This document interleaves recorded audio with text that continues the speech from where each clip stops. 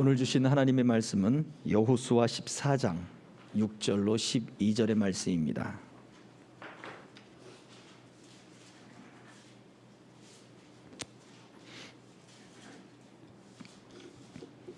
여호수아 14장 6절로 12절 이제 제가 봉독해 드리겠습니다. 그때의 유다 자손이 길갈에 있는 여호수아에게 나아오고 그니스 사람 여분네의 아들 갈렙이 여호수아에게 말하되 여호와께서 가데스 바네아에서 나와 당신에게 대하여 하나님의 사람 모세에게 이르신 일을 당신이 아시는 바라.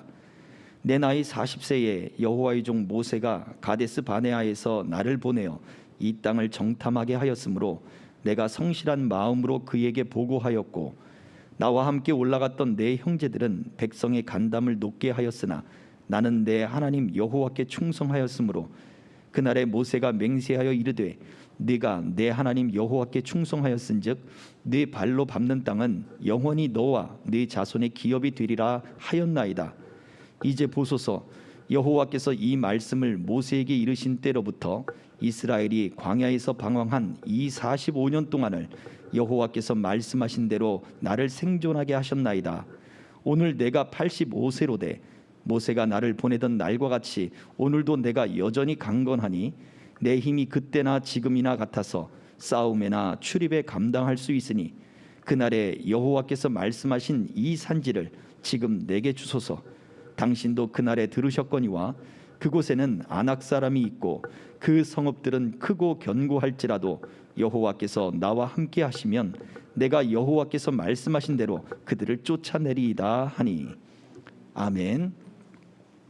이 시간에 특송이 있습니다. 우리 이동환 선교사님 가정 나와서 찬양하겠습니다.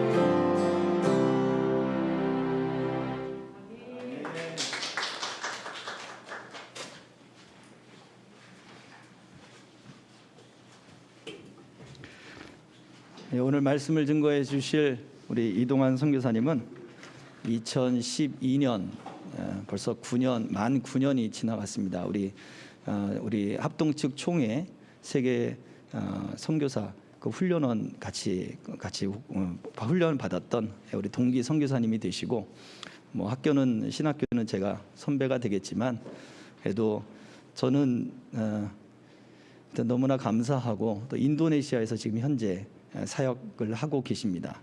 또 우리 사모님하고 또 네 자녀들 또 함께 또 이렇게 3년 만에 지금 다시 보게 되는데요. 저희 교회에서는 설교하시는 것은 이번이 처음이에요, 그죠? 네. 하긴 뭐 우리가 작년에 개척을 했으니까. 네. 네. 그래도 외부 강사로 어쨌든 처음 오셔가지고 첫 설교를 하시는 거예요. 네. 너무나 감사하고, 오늘 이 자리에 또 예배자로 함께 하시는 여러분들 또 감사하고, 또 오늘 하나님이 우리 선교사님을 통해서 또 우리에게 필요한 말씀을 또한 허락하시고 말씀하실 줄로 믿습니다. 오늘도 은혜가 충만하기를 소망합니다. 예, 앞으로 나오시죠.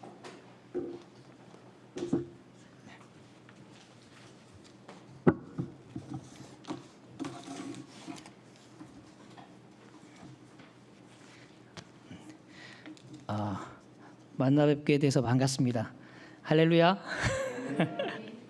목사님이 키가 크셔가지고 살짝만 내리겠습니다. 예. 제가 좀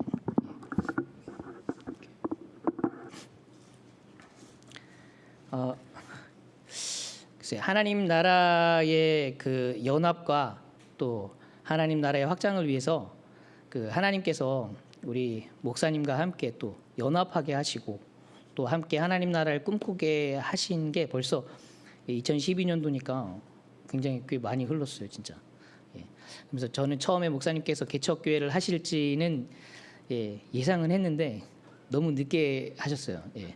그래서 좀 빨리 하셨으면 더 이제 또 이렇게 뿌리가 내리고 더 많은 또 열매들을 보지 않았을까라는 생각도 하고, 선교에 굉장히 또 하나님 나라의 확장을 위해서 굉장히 크게 쓰임 받으실 목사님이시라는 제가 이제 평상시에 기도 제목도 있고 해서, 또 앞으로 또 미래에 장래에 또 하나님께서 우리 목사님을 들어서 굉장히 귀하게 사용하실 거라는 확신과 믿음이 있습니다. 예. 순결하시고 하나님 앞에 굉장히 더 정결하기를 원하시고 거룩하기를 원하시는, 그리고 하나님의 기쁨이 되기 원하시는 그 목사님의 그 열정을 하나님께서 보실 줄 믿습니다. 예. 오늘 말씀을 함께 나눌 텐데요. 오늘 말씀은 여러분들 잘 아시는 갈렙에 관련된 말씀인데요.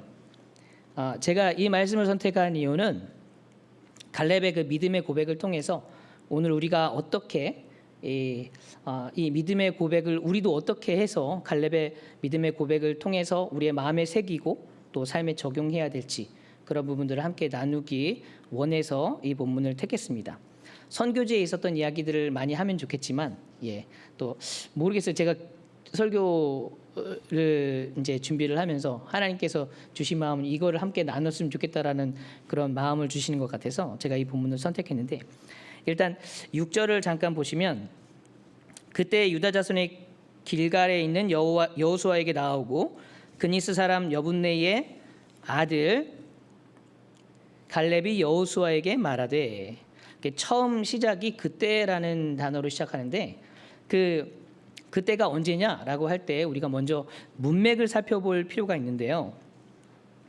그때가 이 전장과 전의 부분을 보면 르우벤 지파, 므낫세 반 지파, 그리고 갓 지파가 어떤 기업을 받았는지, 요단강을 건너기 전에 요단 동편에 르우벤 지파와 므낫세 반 지파, 그리고 갓 지파가 이렇게 먼저 기업을 분배를 받았습니다. 그때는 모세가 살아 있을 때거든요.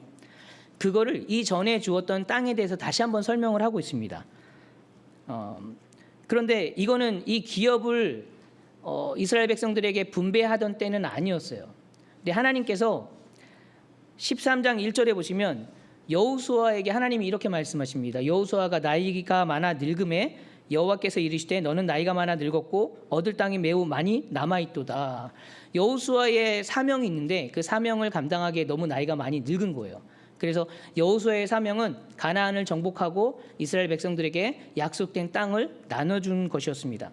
그런데 이제 나이가 많았기 때문에 그 사명을 완성을 해야 되죠. 그래서 하나님께서 여호수아에게 명령을 하신 겁니다. 이제 기업을 분배해라.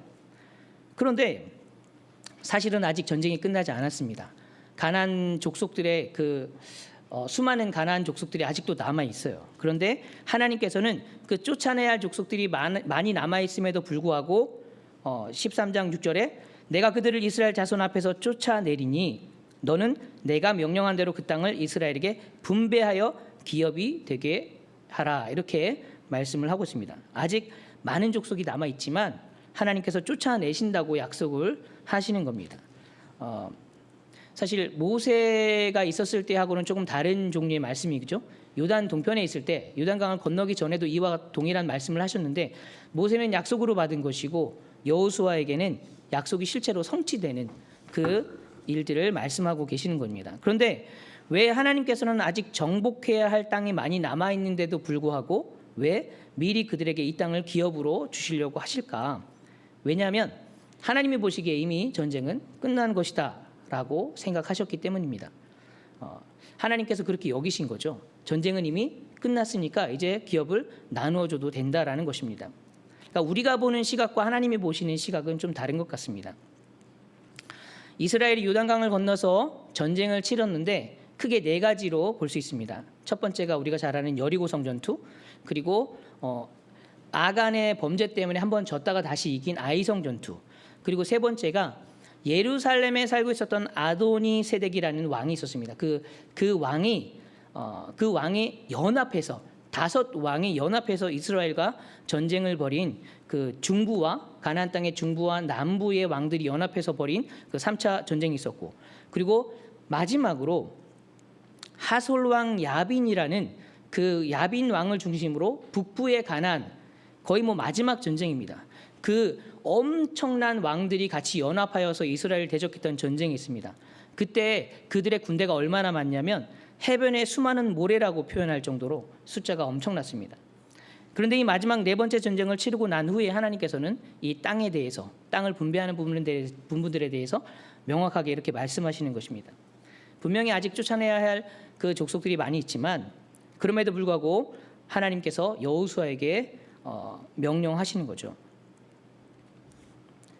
그렇다면 하나님께서 무엇을 보시고 이 전쟁이 끝났다라고 이렇게 여기셨을까라고 했을 때 우리가 전쟁의 그런 모습들을 봤을 때 사실 하나님께서 받으신 전쟁은 하나님께서 받으신 전쟁이다. 그러니까 하나님께서 받으신 곳이다. 여리고성을 예로 들면 여리고성은 하나님께 바쳐진 도시다라고 말씀하십니다. 그래서 그 여리고성은 이스라엘 백성들이 전쟁을 승리를 했어도 전리품을 취할 수가 없었습니다. 왜냐하면 하나님께 바쳐진 것이다라는 것이기 때문이죠. 그 바쳐졌다라는 뜻은 그 히브리어로 헤렘이라는 단어인데 이 헤렘이라는 단어에는 바쳐진 것이라는 뜻도 있지만 저주받았다는 뜻도 있습니다. 그러니까 하나님의 그 물건에 하나님께 바쳐진 것을 손대면 그 사람들은 저주받는다는 뜻도 있는 거죠. 그런데 이런 하나님께 바쳐진 도시는 다 불태워버렸습니다. 전리품은 하나도 챙기지 못했죠. 그런데 그 도시가 딱 2개가 있었습니다. 그게 바로 첫 번째가 여리고성이었고 두 번째가 하솔이라는 도시입니다. 그 네 번째 전쟁에서 야빈이라는 왕이 북부의 가나안 족속들을 다 모아서 이스라엘과 전쟁을 했는데 그때에 이 하솔이라는 왕이 야빈이라는 왕이 살았던 곳이 바로 하솔이라는 도시입니다. 그래서 여호수아 11장 10절 하반절에 보시면 그때 여호수아가 돌아와서 하솔을 취하고 그 왕을 칼날로 쳐 죽이고 그 가운데 모든 사람을 칼날로 쳐서 진멸하여 호흡이 있는 자는 하나도 남기지 아니하였고 또 하솔을 불로 살랐고 13절에 여호수아가 하솔만 불살랐고 산 위에 세운 성읍들은 이스라엘이 불사르지 아니하였으며 다른 곳은 불사르지 않았는데 유독 하솔만은 하나님께서 불사르도록 그렇게 하셨다는 것입니다. 10절 앞부분을 읽어보시면 우리가 그 이유를 알 수 있는데요. 하솔이 본래 그 모든 나라의 머리였더라라고 10절 앞부분에 이렇게 말씀을 하고 있습니다. 그러니까 가나안 그 땅의 머리 부분을 감당하는 그 도시가 바로 하솔이었다는 것이죠. 그러니까 하솔은 가나안의 머리 같은 존재입니다. 그러니까 머리라는 것은 이 하솔이라는 도시가 가나안의 모든 문화 예술을, 그러니까 영향력이, 그 가나안 땅에 미치는 영향력이 가히 뭐 오늘날의 문화를 주도하는 우리나라처럼, 우리나라 이제 K-팝 뭐 드라마, 저도 인도네시아에 있다가 보면 한국의 그 문화적인 영향력이 엄청나다는 거 많이 알 수 있거든요. 그러니까 이제 어저께 목사님께서 저희를 그 픽업을 해주시면서 잠시 이야기를 나눴는데, 저희 아이들이 자주 생일 때마다 가는 장난감 가게가 있습니다. 그 장난감 가게 이름이 팬더. 그러니까 인도네시아 말로 판다라고 합니다. 판다. 팬더를 판다라고 읽는데, 그 판다라는 곳에 히잡을 쓴 4명의 그 직원이 있습니다. 여자 직원들. 그러니까 제가 보기에는 나이가 한 20대 초반 정도 돼 보이는데, 저희가 갈 때마다 항상 얘기를 하죠. 엑소 팬이다. 자기가 BTS 팬이다. 이렇게 얘기를 해요. 그런데 목사님이 어저께 브로마이드 하나 사다 주라고 그렇게 말씀을 하셨는데, 예. 아무튼 저희가 갔는데 저희는 그런 분들을 잘 알지 못하니까 저희 아냐?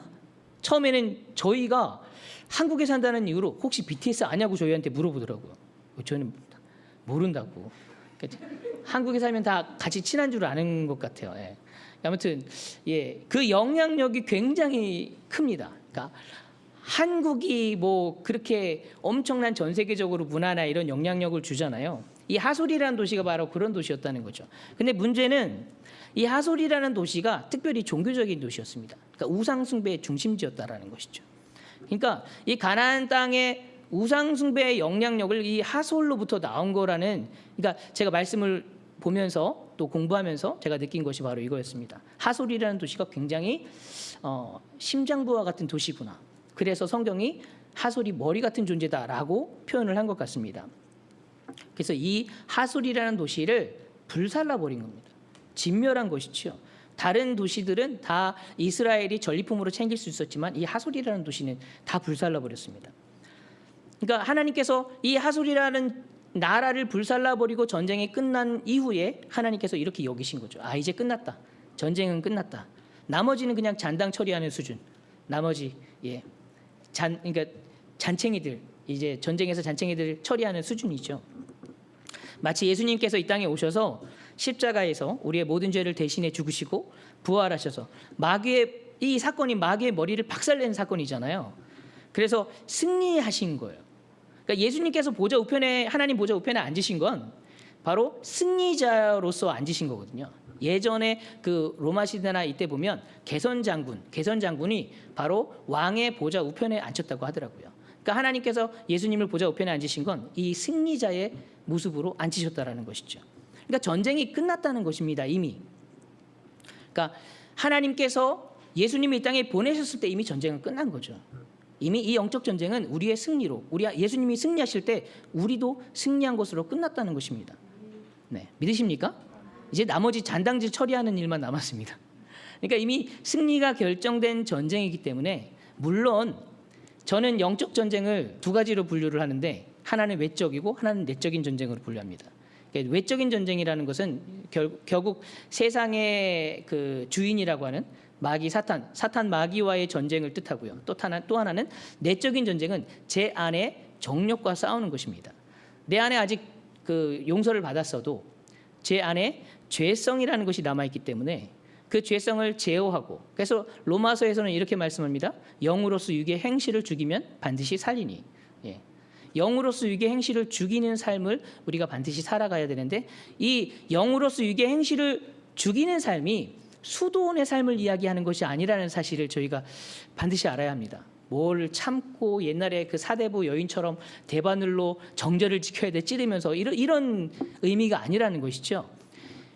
영으로서 육의 행실을 죽이라는 것은 우리에게 선물로 주신 성령님의 음성에 날마다 순종하고 그 음성에 귀를 기울여야 한다는 것입니다. 날마다 우리의 삶을 말씀과 기도 앞에 나아가 성령님의 음성 앞에 무릎 꿇고 순종해야 하는 것이죠. 그럴 때 우리의 인생의 그런 정욕과 욕심과 요구하는 것들이 이루어지는 것이 아니라 하나님의 뜻이 우리의 삶을 통해 나타난다는 사실입니다. 믿으십니까? 예. 그래서 날마다 성령님을 의지하는 삶에 우리가 날마다 그렇게 경건의 연습이라고 하죠. 그래서 바울 사도는 그렇게 표현을 하는데 예, 그런 삶을 날마다 살아가야 합니다. 저와 제 아내가 선교지에 나가기 전에 하나님께서 훈련을 시키신 것이 바로 이 큐티였습니다. 묵상 훈련.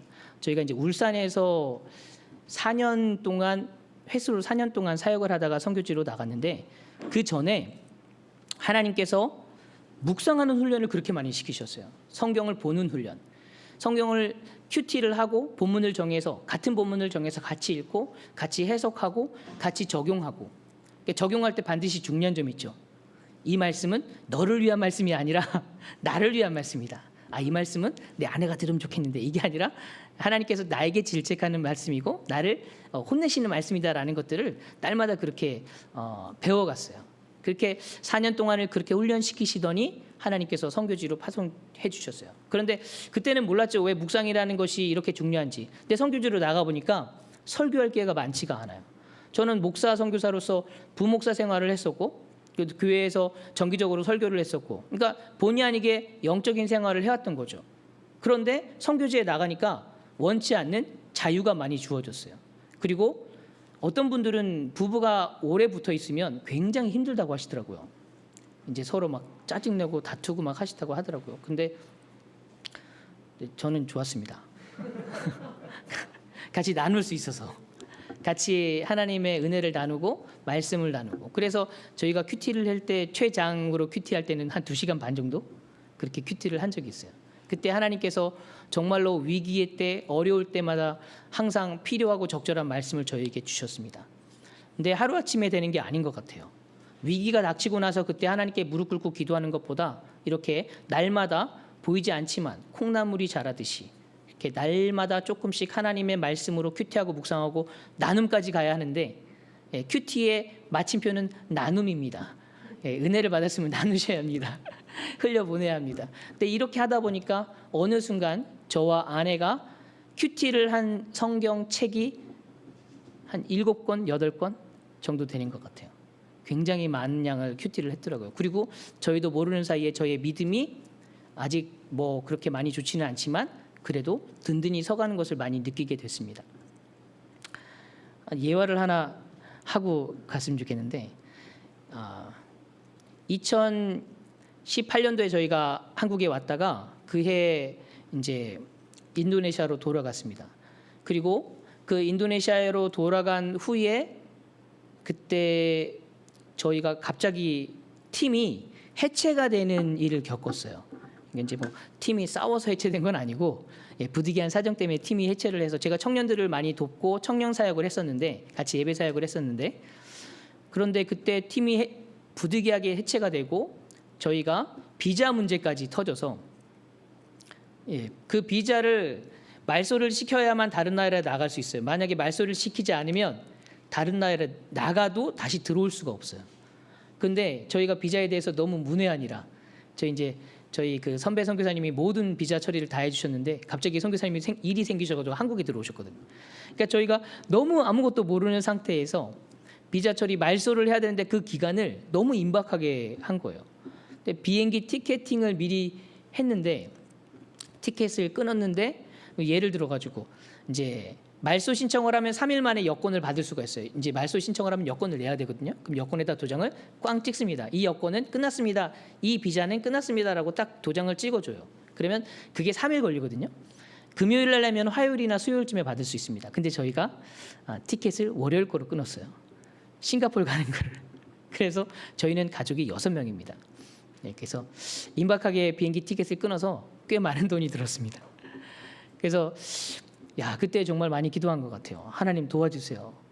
그래서 그 말소 신청하러 갈 때 이제 여러 가지 문제가 있었죠. 자카르타에서 저희가 사는 곳이 시골 지역인데 자카르타에서 그 스폰서 서류가 또 늦게 도착했어요. 그래서 금요일 날 이민국을 가면서 기도를 했죠. 기도를 했습니다. 하나님 도와주세요.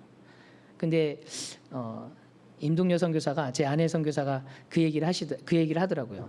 저는 안 되더라도 하나님께서 새벽에 마음을 주셨다고 마음껏 후회 없이 그 이민국 직원에게 부탁을 해 볼 거라고 그래서 제가 이렇게 말했습니다. 여보, 되는 게 있고 안 되는 게 있어. 보통 이민국에서 3일 걸릴 걸 뭐 이렇게 짧게 해주거나 그런 적은 단 한 번도 없거든요. 이미 비행기 티켓 취소해야 되고 모든 것을 캔슬해야 되고 모든 계획을 다 바꿔야 돼요. 그런데 그날 아내가 이야기하는 걸 듣고 저는 그냥 코웃음 쳤습니다. 절대 될 수 없다. 갔는데 가서 이민국 직원과 얘기를 하는데 아내가 부탁을 하는데 그 이민국 직원이 들어주는 거예요. 아내의 이야기를. 그래서 저도 부탁할 수 있었어요. 갑자기 믿음이 생겼습니다. 없던 믿음이. 그 이민국 직원이 얘기를 하더라고요.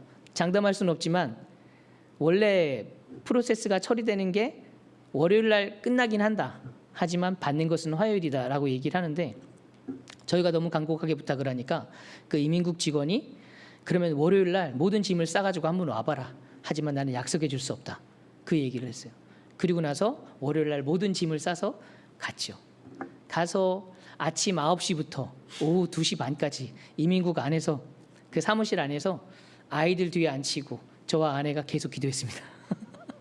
아마 그 이민국 직원들이 굉장히 부담스러웠을 거예요. 두 사람 이상한 사람들 와가지고 계속 기도하고 있으니까. 근데 그때 또 이민국 행사가 있어서 굉장히 분주하고 많은 사람들이 있었어요. 근데 그 많은 사람들이 있었는데 저희가 한 2시쯤 이민국 이 업무가 2시쯤에 끝나는데 저희가 비행기 티켓 시간이 3시 조금 넘었었습니다. 그러니까 뭐 시간이 거의 다 됐었죠. 근데 그때 이민국 직원 좀 높은 사람이 와서 아내와 아이들 그리고 저를 밖으로 불러서 행사에 참여를 하라는 거예요. 거기서 막 마스코트랑 사진 찍고 음식 먹고, 예, 그때 또 인도네시아의 그 쓰나미 때문에 많은 어려움이 있었기 때문에 그 티셔츠 판매도 하고 그 도움을 위해서 막 그랬는데 저희는 정말 나갈 기분이 아니었습니다. 정말 조금 있으면 이제 정말 큰일 나는데 나와서 막 웃으면서 즐기라고 막 그러는 거예요. 그래서 저는 도저히 못 나가겠고 그 이제 거절을 할 수 없어서 아내와 아이들만 내보냈죠. 이렇게 아내와 아이들이 나가고 저는 앉아서 이민국 안에서 계속 기도를 했습니다. 2시면 마무리인데 그날 행사가 있어서 조금 늦어지는 것 같았어요. 그리고 그 이민국 직원 저에게 한번 와보라고 했던 그 이민국 직원이 너무 바빠서 다른 일을 하고 있었어요. 근데 마침 2시쯤 되니까 다시 복귀해서 그 일들을 하고 있더라고요. 저는 기도를 했습니다. 근데 하나님께서 그 마음을 주시는 거예요. 아침에 갈 때까지만 해도 성경 본문을 5개를 묵상을 했어요. 하나님께서 전부 다 허락하는 마음을 주시는 거. 근데 2시가 넘으니까 이게 자포자기가 되더라고요. 그래서 괜찮습니다. 예, 저도 하나님의 마음을 알겠습니다. 하지만 집으로 돌아가지는 않겠습니다. 예, 여기에서 자카르타로 갈 겁니다. 자카르타 가서 비행기를 타고 갈 겁니다. 왜냐하면 저희가 있는 도시에서 자카르타까지 차로 10시간 정도 걸리거든요. 근데 저희가 있는 도시에 공항이 있지만 그 공항이 보통 월수금 이렇게 떴어요. 좀 저렴한 비행기 티켓이.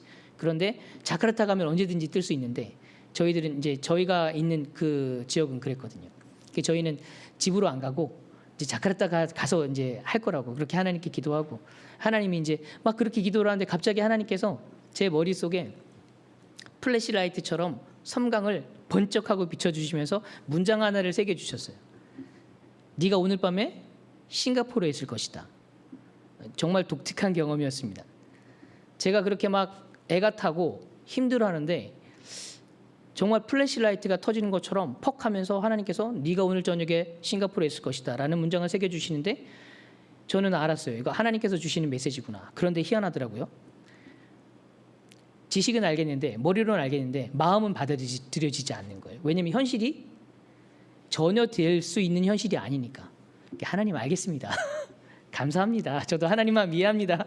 그러면서 했어요. 근데 그때 마침 첫째 아들과 셋째 아들이 들어왔어요. 그래서 제가 이거는 그냥 내버려두면 안 되겠다. 이거 혹시라도 우리가 비자 말소가 오늘 돼서 여권을 받는다면 이건 하나님께 이 영광이 되는 일이고 간증인데 이걸 아이들한테 남겨야 되겠다라고 생각을 했어요. 그래서 첫째 아들과 셋째 아들에게 야, 사실은 아빠가 좀 전에 하나님이 이런 주시는 이런 메시지를 받았어. 하나님이 우리 싱가포르에 보내실 것 같아. 라고 하니까 첫째 아들과 셋째 아들이 동일하게 이렇게 얘기하더라고요. 예? 저는 벌써 믿고 있었는데. 굉장히 실망이 많았습니다. 아이들이 그래요? 진짜요? 이럴 줄 알았는데 그 셋째는 그러더라고요. 제 마음에 기쁨이 넘쳐요. 네.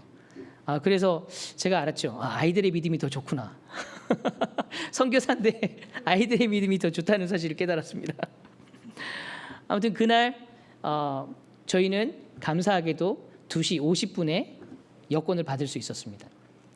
기적이죠. 그리고 그 이민국에서 공항까지의 거리가 15분 거리였어요. 그래서 미리 이제 아내 선교사가 미리 이걸 뭐라 그러죠? 인터넷으로 그 비행기 티켓을 체크인을 미리 해서 저희는 그냥 아무 꺼리낌 없이 그냥 가서 탈 수 있었습니다. 이 하나님께서 정말 놀라운 경험들을 해주셨어요. 그런데 제가 가만히 생각해 보면 그게 하루아침에 된 것이 아닌 것 같아요. 계속 주님 의지하고 계속 말씀 보고 기도하려고 하고 더 주님과 가까이 하려고 하니까 주님께서 그런 경험들도 주시는 것 같아요. 근데 저는 이렇게 생각해 봐요. 이런 말씀도 안 보고 기도도 안 하는 사람이, 하나님을 잘 알지 못하는 사람이, 하나님과 관계와 교제가 제대로 성립이 되어 있지 않는 사람이 이런 경험을 했다고 한다면 저는 이렇게 생각해요. 그 사람은 반드시 사회에 나가서, 세상에 나가서 이상한 소리 할 거다. 하나님을 잘 알지 못한다면. 하나님을 가까이 하고 내가 더 하나님과 가까이 하고 날마다 하나님을 의지하려고 그렇게 애쓰고 노력하는, 그리고 말씀 앞에 기도하면서 그렇게 날마다 살아간다면 하나님은 그 사람에게, 이 다른 사람들이 보면 이렇게 얘기하죠. 이건 기적입니다. 하지만 그리스도인들은 기적이 밥 먹듯이 일어나야 된다라고 생각을 합니다. 날마다 기적이 일상화되는 삶이 되어야 한다라고 생각합니다. 믿으십니까? 예. 근데 사실 저도 한국에 살 때에는 기적이 안 일어나더라고요. 너무 살기 좋아서. 아무튼 한국에 있으면 신앙생활이 너무 힘든 것 같아요. 너무 편한 것 같아요. 너무 좋은 것 같아요.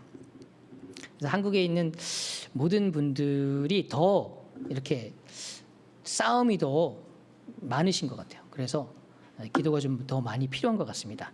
아무튼 오늘 이미 이 전쟁에서 승리한 이것, 그러니까 하솔의 왕 야빈을 처치를 하고 나서 이미 하나님은 전쟁에서 승리했다라는 것을 이제 선포를 하신 거죠. 그래서 땅을 기업으로 분배를 한 것입니다. 하지만 아직은 끝난 건 아닌데, 그래도 하나님께서 그렇게 여기셨다라는 거죠. 그런데 이런 상황 속에서 여호수아에게 땅 분배를 하나님이 명하셨는데 이때 제일 빨리 반응한 사람이 바로 갈렙이었습니다.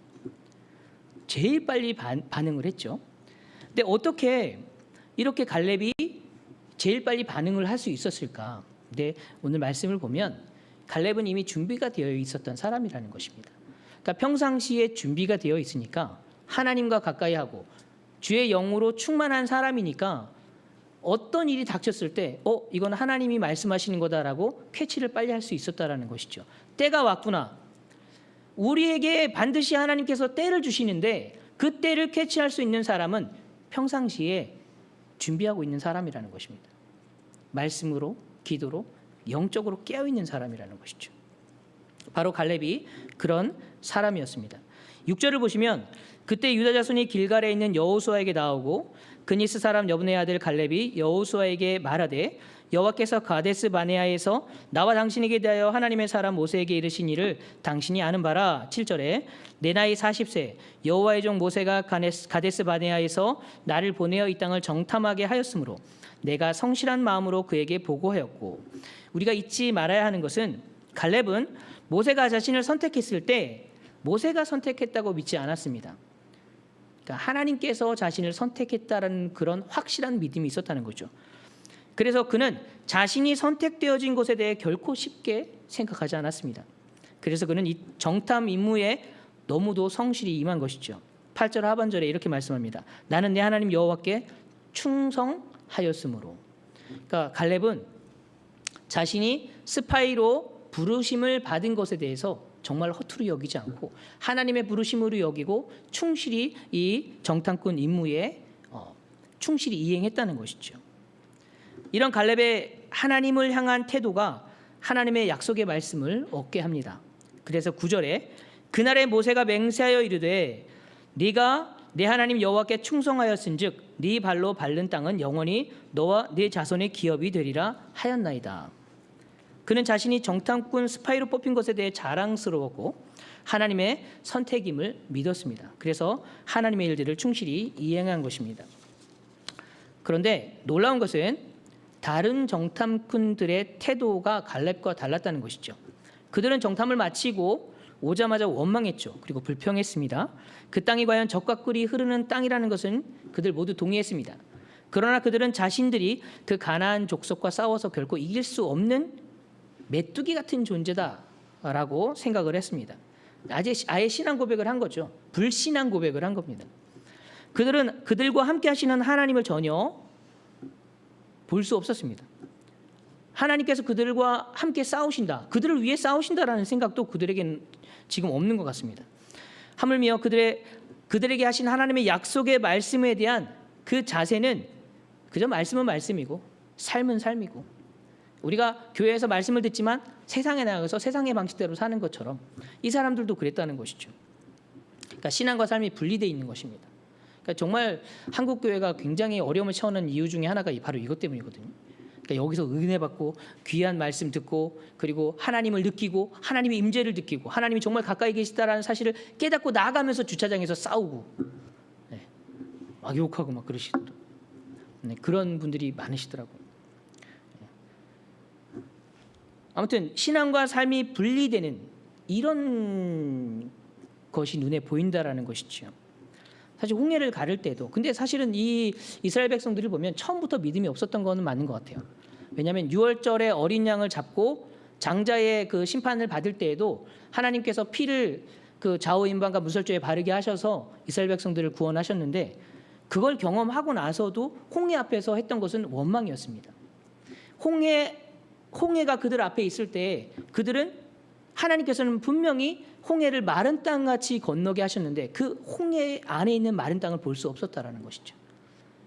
하나님께서는 동풍은 뜨거운 바람이잖아요. 굉장히 뜨거운 바람. 요나서에 보시면 그 요나가 니느웨를 하나님께서 회복시켜 주시니까, 용서해 주시니까 화가 나가지고 막 언덕에 올라가가지고 지켜보고 있었는데 그 호박잎을 하나님께서 뜨거운 동풍을 불게 하셔가지고 벌레로 씹고 뜨거운 동풍으로 날려버리시니까 마르게 해가지고 막 화를 냈던 모습이 기억나는데, 이곳의 동풍은 굉장히 뜨거운 바람입니다. 그러니까 하나님께서 밤새 동풍을 불게 하시고 그 홍해 바닥을 말리셨습니다. 밤새도록.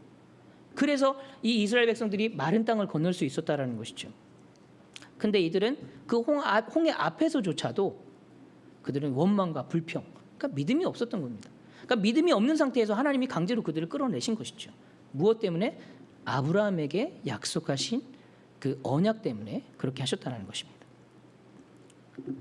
시편 95편에 보면 10절입니다. 내가 40년 동안 그 세대로 말미암아 근심하여 이르기를 그들은 마음에 미혹된 백성이라 내 길을 알지 못한다 하였도다.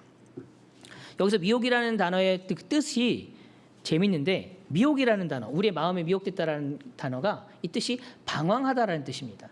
마치 거센 바람에 파도에 휩쓸려 다니는 배와 같이, 그러니까 지도도 보지 않고 나침반도 보지 않고 운전대는 내가 잡고 있는데, 키는 내가 잡고 있는데 내가 바다를 모르니까 이리저리 왔다 갔다 하는 것입니다.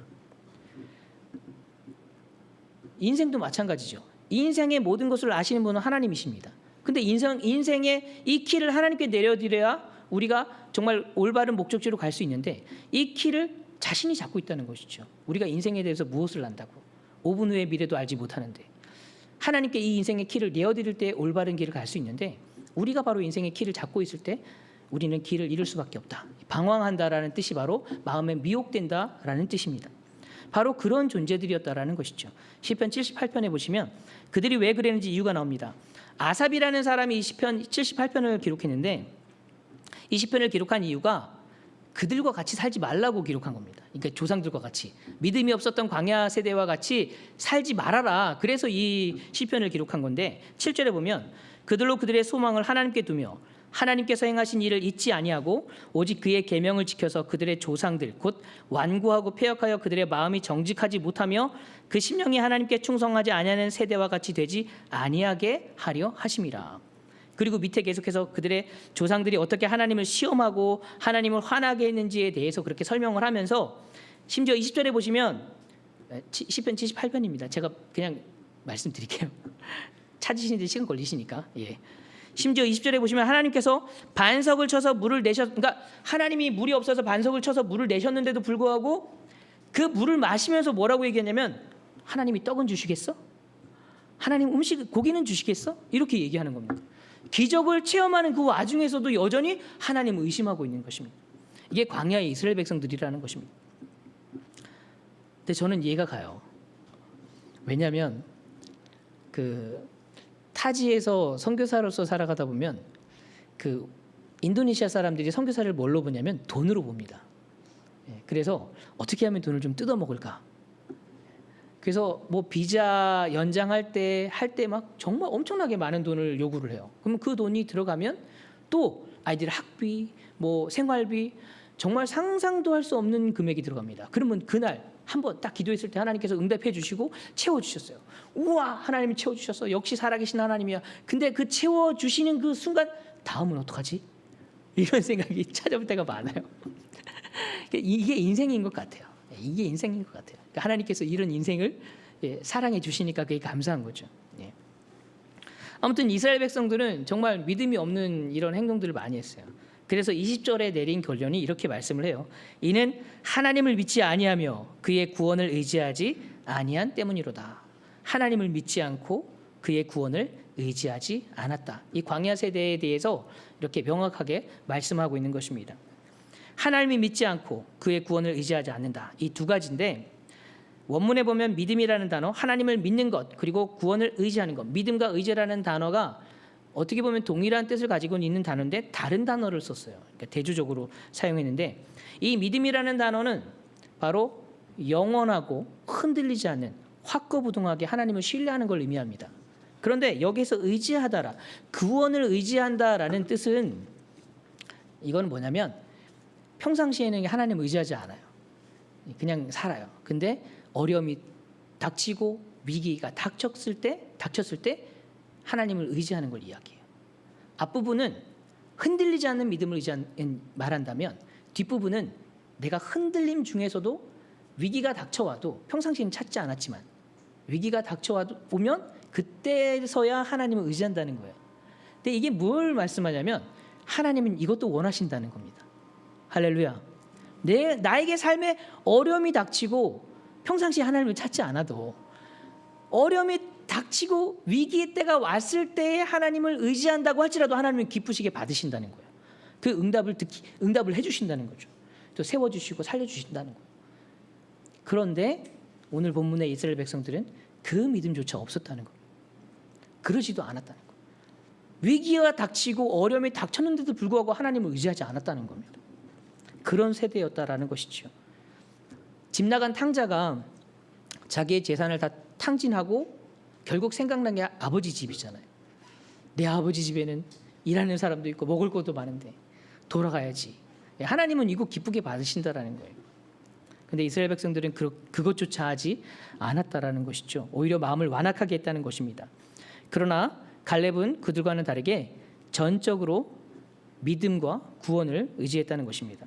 그래서 그는 정탐꾼이 되어 가나안 땅에 들어갔을 때 보는 시각이 그들과는 달랐습니다. 생각도 달랐죠.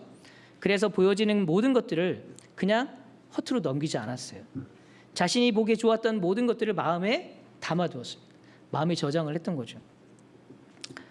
성도 여러분, 저와 여러분도 하나님께서 선택하신 하나님의 백성입니다. 믿으십니까? 그러므로 우리의 삶에 오는 이 도전들, 현실의 벽, 이 앞에서 흔들리는 배와 같이 흔들릴 것이 아니라 오히려 우리의 시선을 바꾸어서 믿음의 눈으로 오늘 하나님께서 보여주시는 모든 것을 허투루 넘기지 마시고요. 여러분의 마음에 주님, 이건 제가 하고 싶습니다. 제게 기업으로 주십시오. 라고 지금 위기의 때에 여러분들에게 보여주시는 모든 것들을 믿음의 눈으로 받으세요. 그리고 담아 놓으세요. 여러분들의 마음에. 계속 기도하시기 바랍니다. 갈렙이 이와 같이 행동을 했던 것이죠. 여호수아 14장 10절부터 보시면 이제 보소서 여호와께서 이 말씀을 모세에게 이르신 때로부터 이스라엘이 광야에서 방황한 이 45년 동안을 여호와께서 말씀하시는데도 나를 생존하게 하셨나이다. 오늘 내가 85세로 돼. 모세가 나를 보내던 날과 같이 오늘도 내가 여전히 강건하니 내 힘이 그때나 지금이나 같아서 싸움이나 출입에 감당할 수 있으니 그날에 여호와께서 말씀하신 이 산지를 지금 내게 주소서. 당신도 그날에 들으셨거니와 그곳에는 아낙 사람이 있고 그 성읍들은 크고 견고할지라도 여호와께서 나와 함께 하시면 내가 여호와께서 말씀하신 대로 그들을 쫓아내리이다 하니. 우리는 주님 주신 말씀과 같이 무엇을 심든지 심은 대로 거둘 수 있다는 사실을 잘 알고 있습니다. 갈렙은 45년간 자신이 정탐했을 때 보았던 그 땅들 중에 헤브론이라는 땅을 그의 마음에 심었습니다. 품었습니다. 45년 동안 품었어요. 너무 오래 걸렸어요. 자기 잘못해서 그렇게 오래 걸린 게 아니라 옆에 친구들이 잘못해가지고 그렇게 된 거예요. 원망할 수 있죠. 45년이나 그렇게 오랜 세월 동안 기다려야 했는데 이 옆에 사람들이 믿음이 없어가지고.